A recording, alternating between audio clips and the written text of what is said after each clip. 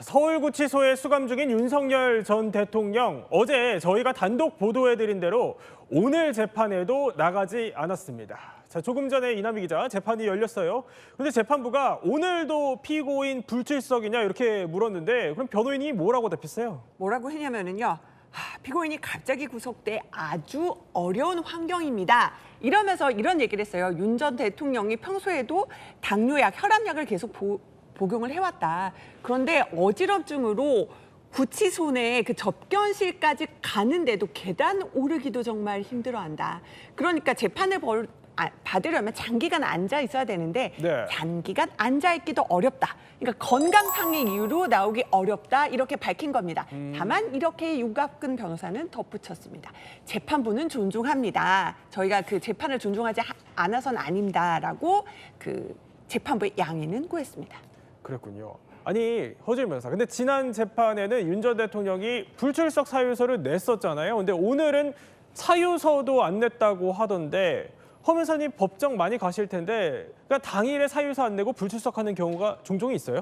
아주 예외적인 사유로 급성 질환을 앓게 되는 경우에는 어쩔 수 없이 피치 못할 사정이라고 해서 불출석할 수도 있겠지만, 네. 일반적인 피고인 같은 경우에는 혹시나 재판에 불성실하게 임하는 것이 자신의 재판 결론에 부정적인 영향을 줄까 봐 두려워하기 때문에 웬만하면 아픈 것도 참고 출석하는 경우들이 더 일반적이긴 합니다.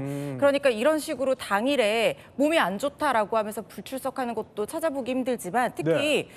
몸이 안 좋아서 불출석을 하는 경우라면 외부 병원이라면 그 담당 의사의 소견서나 진단서를 제출을 하게 되고요.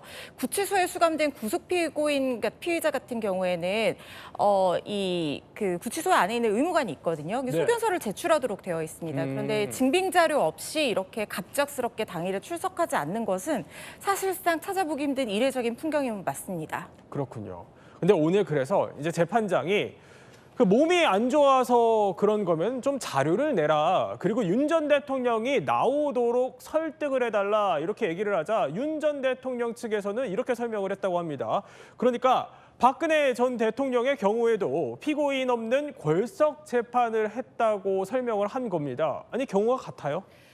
좀 다르다고 볼 수 있습니다. 왜 다르냐면요. 정당한 이유가 있고 없고의 차이거든요. 결론부터 말씀드리면 박근혜 전 대통령의 궐석 재판이 진행될 수 있었던 이유는 네. 재판부에서 박 전 대통령이 정당한 이유 없이 출석을 거부하고 있다고 판단을 했고, 이에 따라서 형사수법에 따라서 궐석 재판을 선언하고 이루어졌던 부분이거든요. 그러니까 그렇군요. 박근혜 전 대통령이 물론 뭐 지병을 이유로 나가지 않는다라는 얘기를 하긴 했습니다만, 어떤 소견서나 이런 것들을 제출하지 않은 것도 있었고, 재판부에 대한 불신을 표명하면서 사실상 재판부를 보이콧했었단 말이죠. 네. 그런데 우리 법에는 정당한 이유 없이 구속된 피고인이 재판에 나오지 않을 때 궐석 재판을 진행할 수 있도록 되어 있습니다. 그렇다고 하면 윤석열 전 대통령 같은 경우에는 지금 몸이 좋지 않다고 얘기를 하고 있는 상황이잖아요. 네. 그래서 정식 기일이 진행이 되는 게 아니라 기일 외 증거조사라고 해서 일단 증인신문만 정식 기일이 아니라 이 약식으로 쉽게 말하면 약식으로 진행을 하고 있는 상황인 거예요. 그러면은 재판부로서도 정당한 이유가 없는지 있는지 판단을 하려면 네. 입장 정리를 좀 분명히 해달라는 거죠. 그러니까 진짜 아파서 못 나오는 거면 그 근거 자료를 제출을 해서 기일을 재지정을 할 수 있도록 하든지, 네. 그게 아니라면 우리가 궐석 재판 선언을 할 수 있도록 정당한 이유가 없다는 것을 명분을 좀 달라, 이런 얘기를 지금 하고 있는 상황으로 보입니다. 자, 이렇게 특검 소환에도 또 그리고 재판에도 안 나오고 있는 윤석열 전 대통령. 그런데요, 어제 만나려고 했다가 못 만난 모스탄 교수에게는 편지를 썼다고 합니다. 그럼 무슨 내용인지 한번 들어볼까요? 어제 교정당국과 이미 접견 약속을 잡았는데도 저와 모스탄 대사의 만남을 막으려고 전격적인 접견 금지 결정을 내린 것은 악의적이고 어리석은 것이라 생각합니다. 나는 어떤 상황에서도 모스탄 대사와 그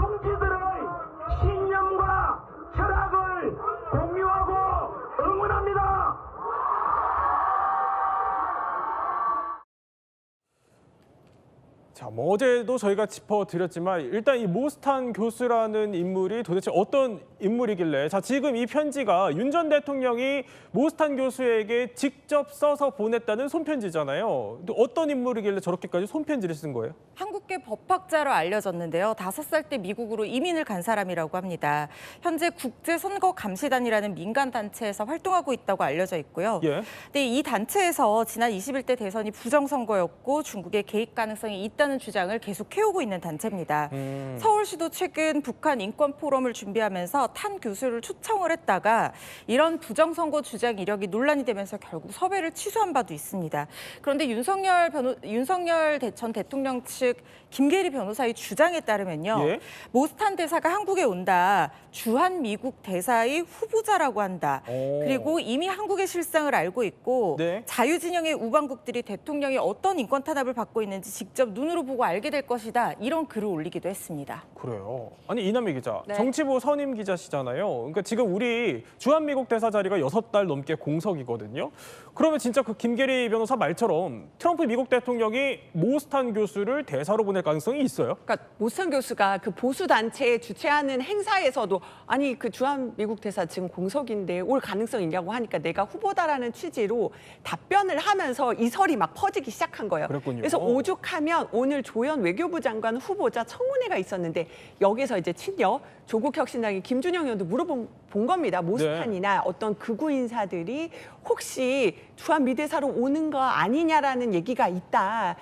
이렇게 부적절하다고 의견을 전해달라. 이것까지 의견이 나온 거죠. 결론부터 말씀드리면 아직 후보자 내정에서 아그레망 그러니까 동의 구하는 절차 오는 네. 거는 없습니다. 공식적으로 확인된 바는 없습니다.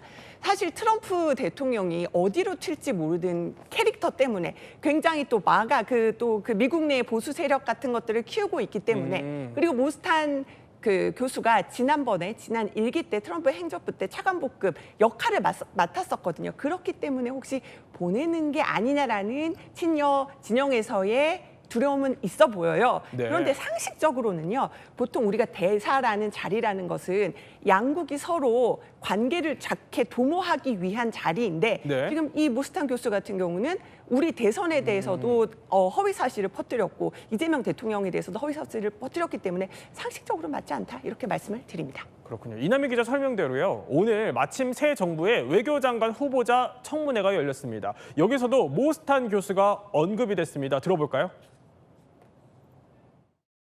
어제 서울대 갔다가 또 무산돼서 밖에서 지금 시위하는 장면입니다.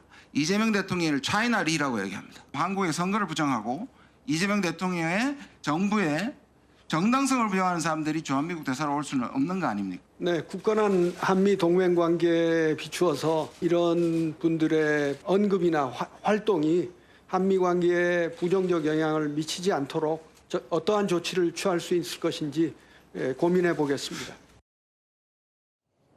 자, 다시 윤 전 대통령 얘기로 돌아와서 근데 건강상 이유로 재판을 안 갔는데 내일 구속적부심 열리잖아요. 그럼 여기에는 윤 전 대통령이 직접 출석할까요? 그리고 또 결과는 언제쯤 나올까요? 지난 사례들로 비추어 보면은 윤석열 전 대통령 직접 출석해서 적극적으로 항변할 가능성이 높다는 전망이 우세하기는 합니다만은 네. 지금 재판에도 출석을 하지 않고 있고 몸이 좋지 않다는 얘기를 계속해서 하고 있잖아요. 그러니까 수사에도 재판에도 일관되게 지금 몸이 좋지 않아서 출석할 수 없다라고 얘기를 하고 있기 때문에 네. 직접 출석하지 않을 가능성도 조금씩 나오고 있는 상황이라는 생각이 듭니다. 결과는 통상 이 구속적부심이 끝나면은 당일 늦은 오후 저녁에 나오는 경우들이 많고요. 증거 기록을 많이 검토해야 되면 늦어도 하루나 이틀 안에는 나오거든요. 48시간 이내에 심리가 진행되고 결과가 바로 나와야 하는 만큼 그렇군요. 결과 나오는데 시간 오래 걸릴 것 같지는 않습니다. 아니 그러면 지난 3월처럼 석방 가능성은 한 몇 % 정도로 보세요?